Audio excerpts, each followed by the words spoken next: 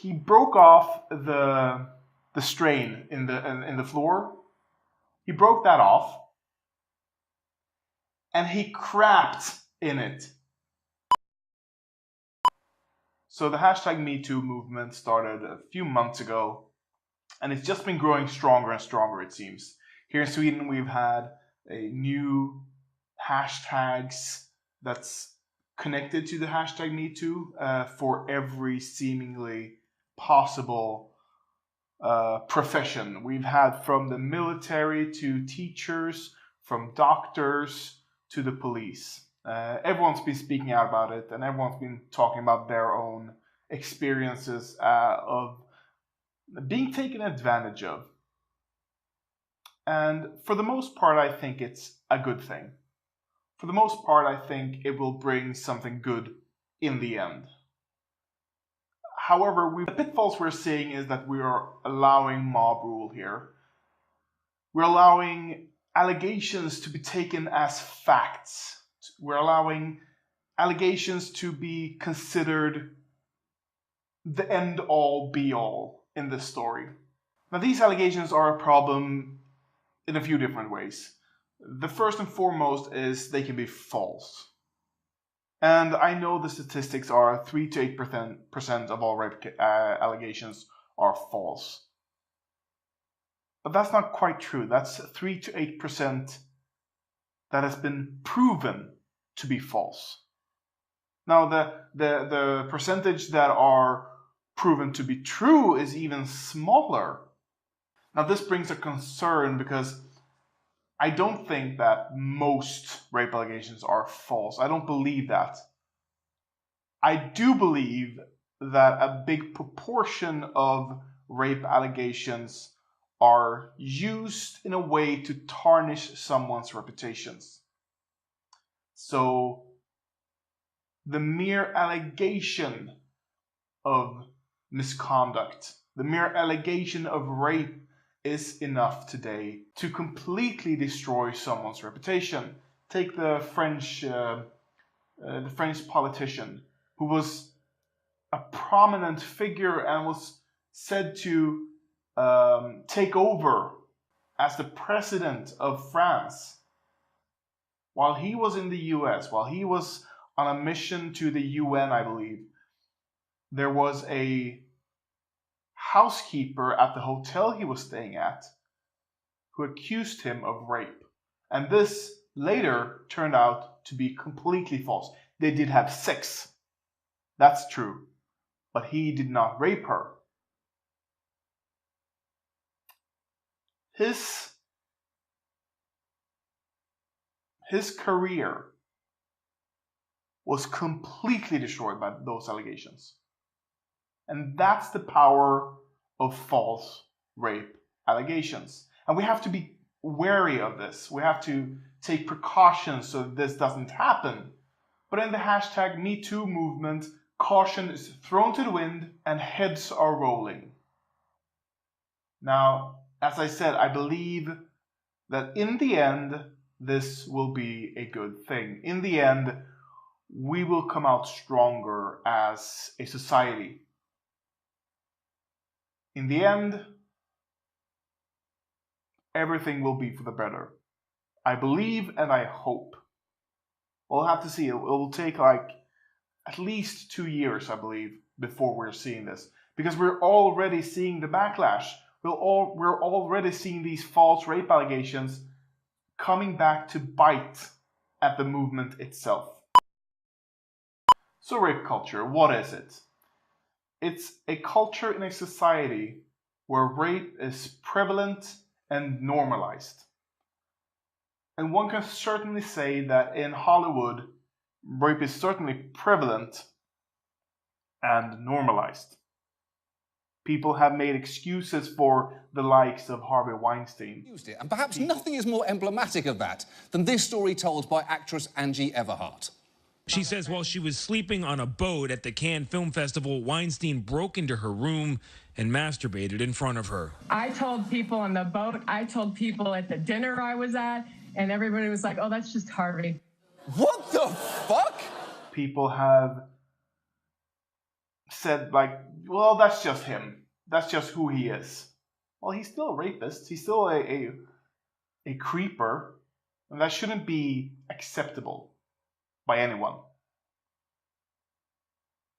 So in that respect, rape culture is certainly proven. All it means is that powerful people, not men, people, will get away with anything.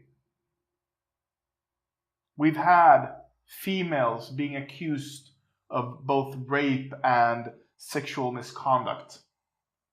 Here in Sweden, we've had a radio host, a beloved radio host, who had been accused of sexual misconduct for years internally in the state-run media. And the board have told people who have complained that they need to keep her happy. So no, it's not men who get away with it. It's powerful people who get away with it. The hashtag #MeToo movement is disproving rape culture in the most pure way. Because people are taking these allegations at face value. Now, if rape was prevalent and normalized is key, people wouldn't take these allegations that serious. But they are, for a reason. And that reason is because people don't like rapists. So here's the bottom line. In Hollywood, powerful people get away with loathsome shit. In the police force, powerful people get away with loathsome shit. In politics, powerful people get away with loathsome shit. This isn't about every person.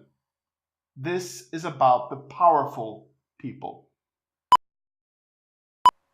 Now, I'm not advocating listening and believing, because, and here's one other way that feminists claim that rape culture is normal, or rape is normalized and prevalent.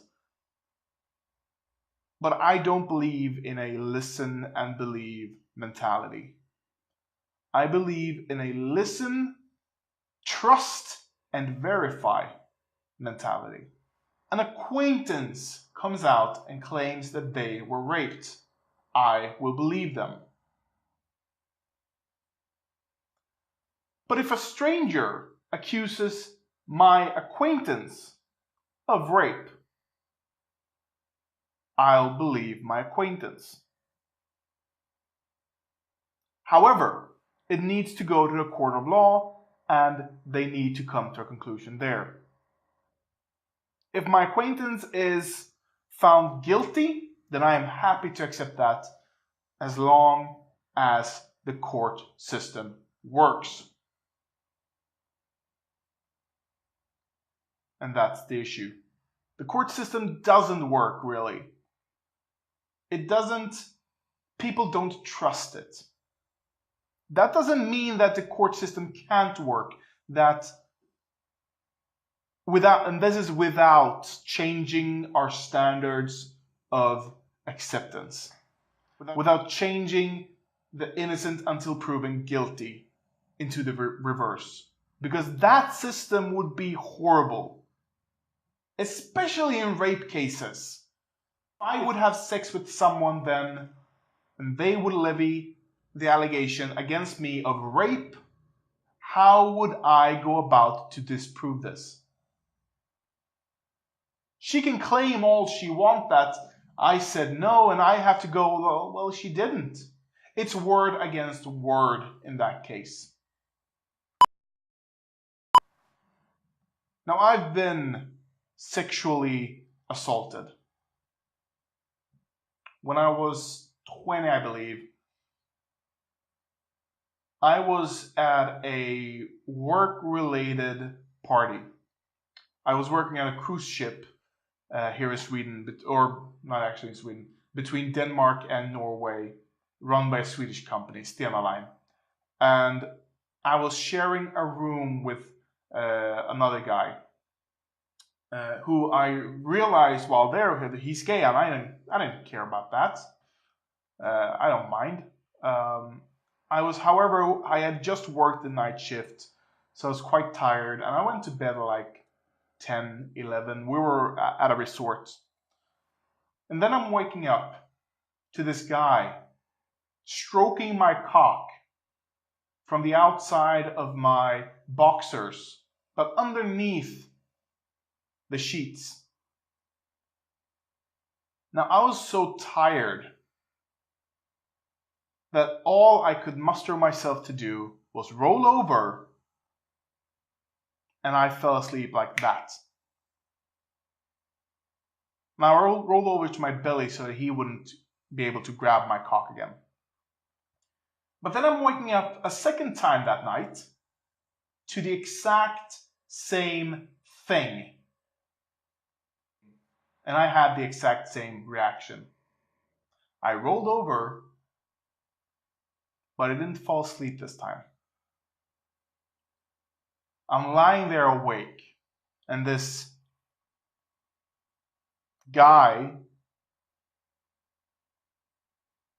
goes to his bed, and he starts jerking off. And I have to lie there. I'm so scared of showing him that I'm awake that I don't cover my ears even. So after a while, he goes to the bathroom, and I can hear the showers going. Now I'm deciding that as soon as he's out of the room or he's gone to bed and I'm certain that he's asleep, I'm gonna pack up my things and go. So that's what I do. But he goes to sleep, and I pack up my things after like half an hour, I believe, maybe an hour. I pack up my things and I just leave. It's 5 in the morning, I believe. And I'm like, okay, everyone's asleep at this time. So I'm just gonna sit here and I'm gonna wait for people to wake up. Because I knew I wasn't in any immediate danger and there really wasn't any proof of anything. So I sit there on my computer and I'm waiting. I don't know what I'm doing. So then when everyone's waking up, it's breakfast time, and I see my boss and I go talk to him. I tell him I need to speak to him. And he goes, "Can we take this later?" I'm like, "Sure." Later comes around. I go talk to him again. He goes, "Can we take this later?" I'm like, "Sure, fine, whatever." And then we're about to head off.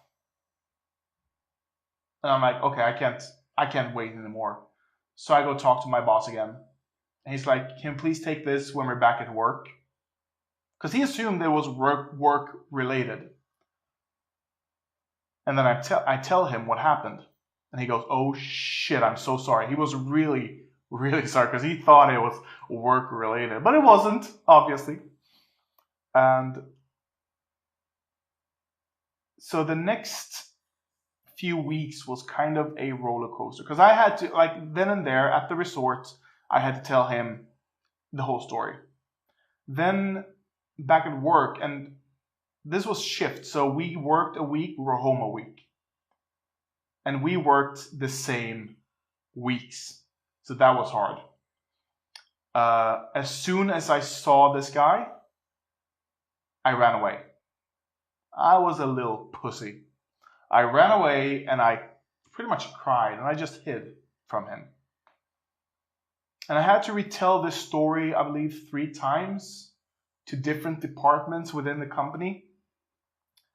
And of course, I did a police report on him, not as soon as I got home, but like a few days later, I reported him to the police. During one of these meetings with one of these departments, I hear a story that's That's just disgusting, really. So this dude, when he went into the showers, he broke off the strain in the floor. He broke that off, and he crapped in it. He took a shit in the showers. Now, I don't know what this guy's into, but it's some weird fucking shit. Well, anyways, so a few weeks go by, and they come to a decision. And the decision is to do nothing. Now, I'm asking them, is there anything... Because I don't want to work with him. For these few weeks, they've separated us into different floors of the boat. Because we were both cleaners. Or stewards, as it's called on the boats. And I'm asking, can you keep us separated? And he goes, no, we can't. And I'm bawling my eyes off at this point. I'm a grown man at that point. I'm 20 something, and I am just bawling my eyes out. And we have to keep working together. So a few months go by, and this is in 2008. So the economic crash, hasn't really come to us quite yet. But in November, so 3 months afterwards, maybe 2 months after this whole incident, I'm let go because they can't keep all of us employed anymore. But that guy still kept his job. And here's the thing. I don't think the company did anything wrong.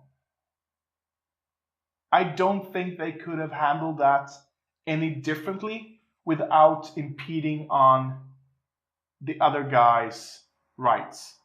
And here's what I'm going to tell you guys out there.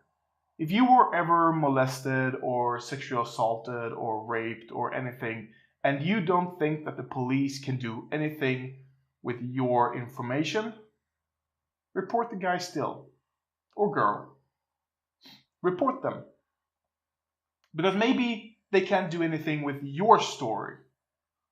But if 2, 3, 4, 5 other people come forward with the same allegations against the same person, and it's not corroborated, then maybe the police can do something. That's it for this video, guys. If you enjoy it, please give it a thumbs up and share it on social media. It really helps this channel out. If you have any questions or comments about anything I've discussed today, please share them in the comment section below.